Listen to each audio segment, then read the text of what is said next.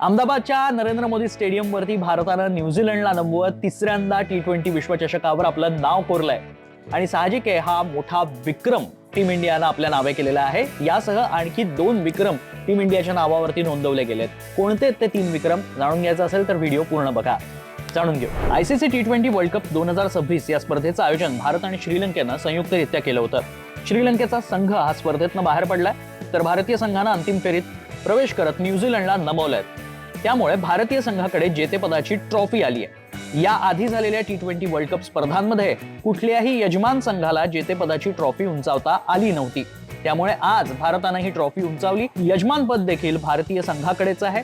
त्यामुळे हा एक पहिला मोठा रेकॉर्ड या ठिकाणी प्रस्थापित झाला। 2024 मध्ये भारतीय संघानं T20 विश्वचषकावर नाव कोरलं होतं आणि सलग दुसऱ्यांदा 2026 मध्ये देखील भारतीय संघानं या ट्रॉफीवरती पुन्हा नाव कोरल्याचं पाहायला मिळतंय। त्यामुळे सलग 2 वर्ल्ड कप जिंकणारा भारतीय संघ हा पहिला ठरलाय।